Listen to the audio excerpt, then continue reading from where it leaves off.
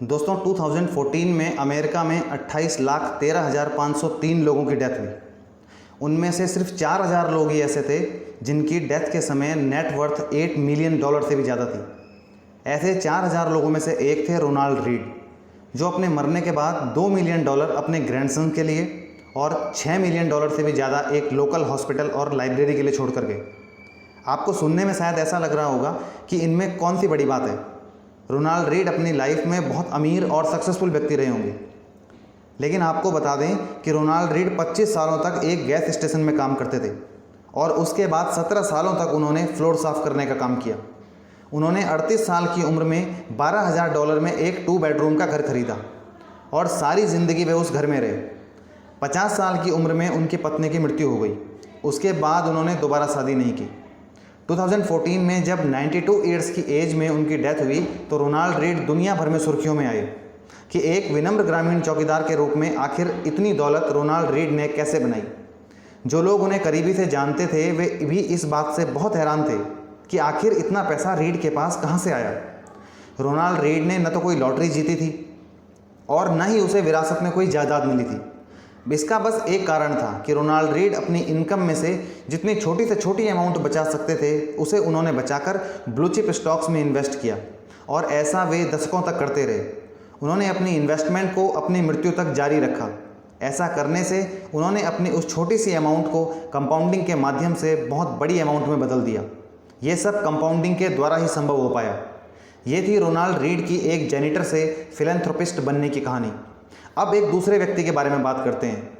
Ronald read की मृत्यु से कुछ महीने पहले एक और आदमी ने सुर्खियां बटोरी, जिसका नाम था रिचर्ड फस्कून। रिचर्ड के पास वो सब कुछ था जो रीड के पास नहीं था। हार्वर्ड से पढ़ाई किए हुए रिचर्ड फस्कून के पास फाइनेंस के फील्ड में एक सक्सेसफुल करियर था, जिससे वो 40 साल की उम्र में फाइनेंशियली फ्री होकर रिटायर हो गया और एक फिलैंथ्रोपिस्ट बन गया।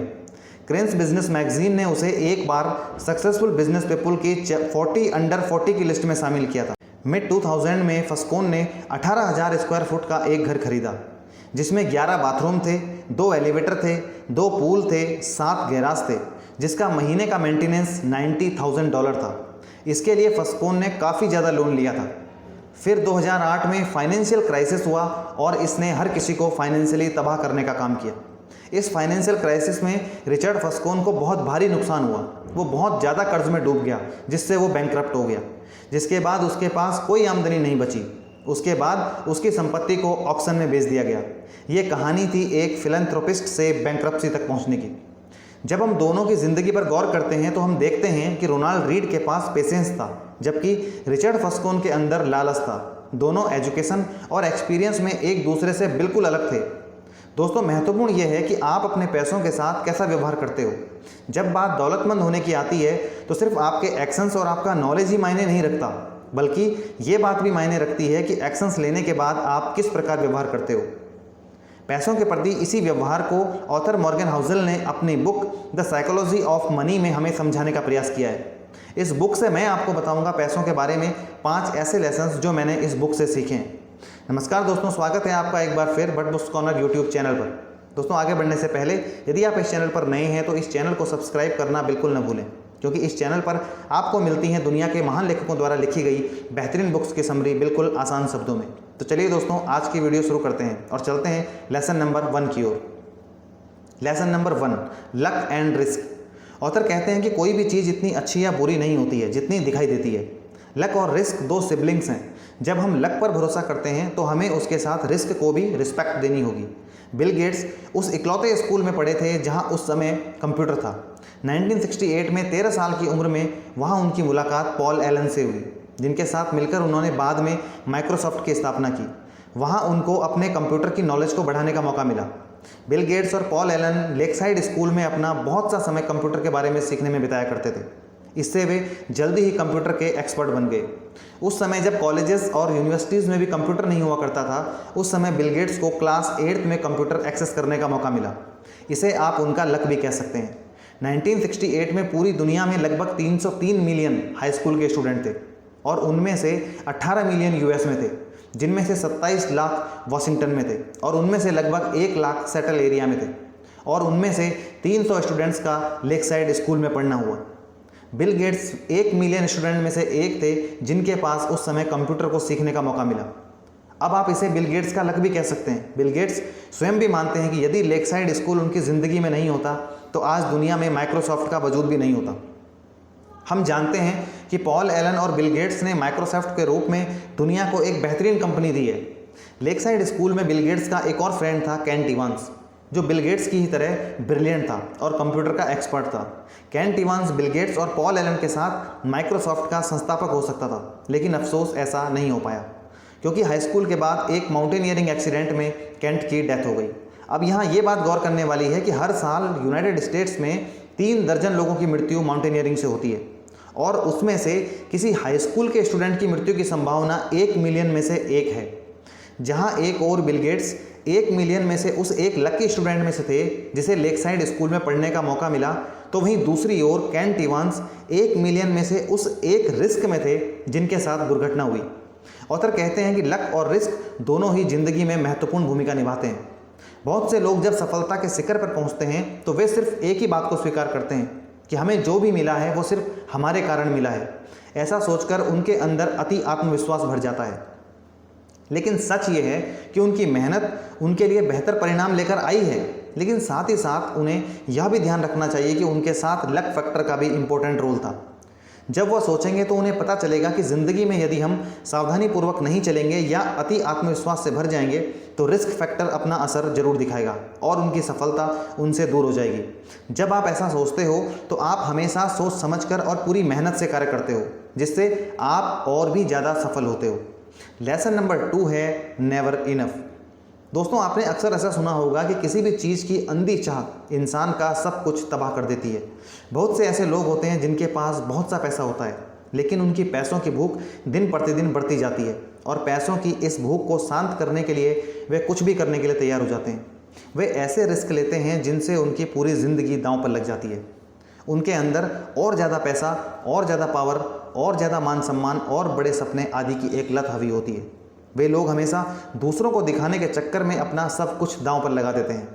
ऑथर कहते हैं कि आपको एक चीज़ अपने अंदर डेवलप करनी चाहिए और वो है पर्याप्त होना। मतलब आप मानसिक रूप से संतुष्ट हों कि मेरे पास काफ़ी है। इसका ये मतलब नहीं है कि आपको अब आगे कुछ नहीं करना है, बल्कि इसका मतलब ये है कि आपको पता है कि आपको कब रुकना है और कब आगे बढ़ना है। आपको ये पता होता है कि किन चीज़ों के ऊपर मुझे रिस्क नहीं लेना है और कौन सा काम मुझे नहीं करना है जिससे मेरी सारी ज़िंदगी की मेहनत पर पानी फिर जाए। कुछ चीज़ें ज़िंदगी में ऐसी होती हैं जिन पर रिस्क नहीं लिया जा सकता, जैसे happiness, reputation, freedom, family and friends. Lesson number 3 है कन्फाउंडिंग कंपाउंडिंग। दोस्तों, हम सब जानते हैं कि वॉरेन बफे विश्व के सबसे सफल और एक महान निवेशक हैं, लेकिन हमें यह बात भी पता होनी चाहिए कि वॉरेन बफे ने अपनी नेटवर्थ 84.5 बिलियन डॉलर का एक बड़ा भाग 81.5 बिलियन डॉलर अपने 65वें जन्मदिन के बाद प्राप्त किया है। सब लोग ये तो कहते हैं कि वॉरेन बफे एक सफल और महान निवेशक हैं, लेकिन ये बहुत ही कम लोग कहते हैं कि वे मात्र 10 साल की उम्र से निवेश कर रहे हैं। उनकी सफलता में बहुत बड़ा रोल उनके निवेश चुनने की काबिलियत का रहा है, लेकिन एक चीज़ और है जिसने उन्हें विश्व का सबसे महान और सफल निवेशक बनाया है, और वह है समय। उन्होंने दौलत बनाने के लिए समय को अपने सबसे महत्वपूर्ण टूल के रूप में इस्तेमाल किया। दौलतमंद होने के लिए आपके पास सबसे महत्वपूर्ण चीज़ जो होनी चाहिए वो है पेशेंस। आजकल हर कोई बहुत जल्दी अमीर होना चाहता है। हम ये तो देखते हैं कि वो आदमी स्टॉक मार्केट से पैसा कमाकर अमीर हुआ है, इसलिए मैं भी स्टॉक मार्केट से पैसा कमाऊंगा, लेकिन हमारे पास पेशेंस की कमी होती है। हम बहुत जल्दी अमीर होना चाहते हैं, इस चक्कर में हम अपना पैसा गंवा देते हैं।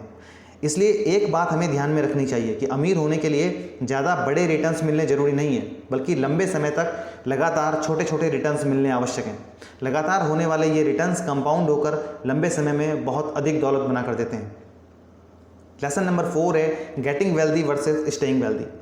दोस्तों, अमीर बनना एक बात है और अमीर बने रहना एक अलग बात है। ऑथर यहाँ 2 इन्वेस्टर का एक एग्जाम्पल देते हैं। 1877 में जन्मे जेसी लिवरमोर एक महान स्टॉक मार्केट ट्रेडर थे। 1929 में जब लिवरमोर एक विश्व के एक वेल नोन इन्वेस्टर के रूप में जाने जाते थे। 1929 में स्टॉक मार्केट क्रैश होने के कारण हर तरफ डर का और निराशा का माहौल था। लोग डिप्रेशन में थे और रोज़ आत्महत्या की खबरें आ रही थी, क्योंकि लोगों ने अपना सब कुछ गंवा दिया था। शाम को लिवरमोर जब अपने घर पहुंचे तो उनकी वाइफ बहुत चिंतित थी कि सब कुछ बर्बाद हो गया। लिवरमोर ने अपनी वाइफ से कहा कि उसने समझदारी से गिरते हुए शेयरों में पैसा लगाया और भाग्य ने उसका साथ दिया। उसकी वाइफ ने कहा कि आपका मतलब है कि हमारा सब कुछ बर्बाद नहीं हुआ है। इस पर लिवरमोर ने कहा कि नहीं, आज का दिन मेरे लिए ट्रेडिंग का सबसे बेहतरीन दिन रहा। हमने गिरती हुई मार्केट में बैटिंग की और शॉर्ट किया, जिससे हमें बहुत ज़्यादा फ़ायदा हुआ। उस दिन लिवरमोर ने $3 बिलियन से भी ज़्यादा की कमाई की। स्टॉक मार्केट के इतिहास के सबसे बुरे दिनों में शामिल उस समय में लिवरमोर दुनिया के सबसे अमीर आदमी में से एक बन गए। उसी समय दूसरी ओर एक और आदमी अब्राहम जर्मेंस्की, जो कि एक multi millionaire real estate developer थे, 1920 में जब इकोनॉमी ने रफ्तार पकड़ी तो उन्होंने स्टॉक मार्केट से बहुत सारी दौलत बनाई। लेकिन 1929 के स्टॉक मार्केट क्रैश में उन्हें बहुत भारी नुकसान हुआ। उन्होंने बढ़ती हुई मार्केट में अपना पैसा लगाया था और जब मार्केट क्रैश हुआ तो उनका पैसा डूब गया, जिसके बाद उन्होंने सुसाइड कर लिया। यहाँ हमें एक कंट्रास्ट देखने को मिलता है। 1929 के क्रैश ने लिवरमोर को दुनिया के सबसे अमीर आदमियों में शामिल कर दिया, तो वहीं अब्राहम जर्मेंस्की को इसके बाद अपनी जान गंवानी पड़ गई। लेकिन 4 सालों बाद कहानी वापस घूमती है। 1929 के बाद लिवरमोर के पास अति आत्मविश्वास आ गया था, जिसके बाद वे बहुत बड़े बड़े दांव लगाने लगे, जिससे उनका डेप्ट लगातार बढ़ता गया और आखिर में उन्होंने स्टॉक मार्केट में अपना सब कुछ गंवा दिया और इसके बाद लिवरमोर ने सुसाइड कर लिया। दोनों का समय अलग था, लेकिन लिवरमोर और अब्राहम जर्मेंस्की दोनों में एक बात कॉमन थी कि वो दोनों दौलतमंद बनने में तो बहुत अच्छे थे, लेकिन दौलतमंद बने रहने में उतने ही बुरे थे। पैसा कमाना एक बात है और इसे अपने पास रखना दूसरी बात है। ऑथर कहते हैं कि यदि दौलत की सक्सेस को एक सिंगल वर्ड में बताया जाए तो ये होगा सर्वाइवल। पैसे कमाने के लिए आपको रिस्क लेने के साथ साथ ऑप्टिमिस्टिक होना भी जरूरी होता है, जबकि पैसों को अपने पास बनाए रखने के लिए आपके पास ह्यूमिलिटी होनी चाहिए और इस बात का फियर होना चाहिए कि ये पैसा तेज़ी से आपसे जा भी सकता है। आपको यह भी स्वीकार करना चाहिए कि आपको ये जो पैसा मिला है उसमें लक का भी थोड़ा रोल जरूर था। आप यदि पहले से लकी रहें तो इसका ये मतलब नहीं है कि आगे भी आप लकी ही रहें। जब आपके मन में इस बात का डर रहता है कि कहीं ये पैसा मुझसे चला ना जाए, तो आप कभी भी ओवर कॉन्फिडेंट होकर कोई ऐसा डिसीजन नहीं लोगे जिससे आपके पैसा गंवाने के चांसेस बढ़ जाएं। हमें कल सफलता मिली थी, इसका ये मतलब बिल्कुल भी नहीं है कि आने वाले कल में भी वही सेम रिपीट होगा। कंपाउंडिंग केवल तभी काम करती है जब आप अपनी इन्वेस्टमेंट को लंबे समय तक अपने पास होल्ड करके रखते हैं और उसे ग्रो होने का मौका देते हैं। ये ओक का एक पेड़ लगाने जैसा है, जिसमें पहले कुछ सालों में तो कोई खास ग्रोथ नहीं दिखाई देती। 10 सालों बाद हमें एक मीनिंगफुल डिफरेंस दिखाई देने लगता है और 50 सालों में हमें एक्स्ट्रा ऑर्डिनरी रिजल्ट देखने को मिलता है। लेकिन इस लंबे समय में आप अपने पैसों के साथ कैसा व्यवहार करते हैं, ये बहुत महत्वपूर्ण है। इस दौरान आपको बहुत सारे अप्स एंड डाउन्स का सामना भी करना पड़ेगा, जिनकी आपने कोई उम्मीद नहीं की थी। लेसन नंबर 5 है, wealth is what you don't see. Author कहते हैं कि यदि आप सिर्फ इसलिए खर्च करते हो कि लोग यह जान सकें कि आप कितने अमीर हो, तो आप बहुत जल्दी अपनी सारी दौलत गंवा दोगे। अमीर होना और अमीर दिखना दोनों अलग अलग चीज़ें हैं। ये ज़रूरी नहीं है कि जिस आदमी के पास महंगी कार, महंगा घर हो वो सच में अमीर हो। ऑथर कहते हैं कि मेरा एक फ्रेंड रोजर बहुत महंगी कार इस्तेमाल करता था। मैं ये नहीं जानता कि वो क्या करता था, लेकिन इतनी महंगी कार अफोर्ड करने की वजह से वो लोगों को अपनी ओर आकर्षित जरूर करता था। कुछ समय बाद एक दिन रोजर एक पुरानी सी कार में मेरे सामने आया। जब मैंने उससे पूछा कि तुम्हारी उस महंगी कार का क्या हुआ, तो उसने जवाब दिया कि लोन की किस्तें न चुका पाने के कारण उसे वापस ले लिया गया। जबकि लोग रोजर के बारे में ये राय रखते थे कि वो बहुत अमीर है। अधिकतर हम कुछ लोगों के आलीशान खर्चों को देखकर सोचते हैं कि वो लोग बहुत अमीर हैं, लेकिन बहुत से लोग अपने आप को अमीर दिखाने के लिए डेप्ट का सहारा लेते हैं। बाहर से देखने पर लगता है कि वे अमीर हैं, लेकिन हकीकत में वो डेप्ट के नीचे दबे हुए होते हैं और एक दिन ऐसा आता है कि जब वे लोग बैंकरप्ट की सिचुएशन में पहुंच जाते हैं। ऑथर कहते हैं कि हकीकत में दौलत वो नहीं है जो दिखाई देती है और जिसे आप खर्च करते हो, बल्कि दौलत वो है जो दिखाई नहीं देती है और जिसे आप खर्च नहीं करते हो बल्कि अपने पास बचा कर रखते हो। सिर्फ महंगी चीज़ों के आधार पर किसी को दौलतमंद नहीं कहा जा सकता। हकीकत में दौलतमंद वो है जिसके पास जो दौलत है वह उसे खर्च नहीं करता है। यह सुनने में थोड़ा अटपटा जरूर लग सकता है, लेकिन सच यही है कि दौलतमंद होने के लिए आपके खर्च करने पर नहीं बल्कि खर्च नहीं करने पर फोकस करना होगा। हम सिर्फ लोगों का बाहरी पक्ष देखते हैं कि वे अपने बच्चों को कितने महंगे स्कूल में भेजते हैं, वे कितनी महंगी कार यूज करते हैं, वे कितने बड़े घर में रहते हैं, वे कितने महंगे कपड़े पहनते हैं आदि। लेकिन हम ये नहीं देखते कि उनकी सेविंग्स कितनी है, उनके रिटायरमेंट अकाउंट की क्या सिचुएशन है और उनका इन्वेस्टमेंट पोर्टफोलियो क्या है। जब तक हम इन चीज़ों को नहीं देखेंगे तब तक हम ये नहीं कह सकते कि वो आदमी दौलतमंद है। इसलिए आपको अधिक खर्च करने पर नहीं बल्कि खर्च न करके बचाने और निवेश करने पर अपना ध्यान केंद्रित करना है। दोस्तों, आप संक्षेप में एक नज़र डालते हैं कि हमने इस पूरी वीडियो में क्या सीखा है।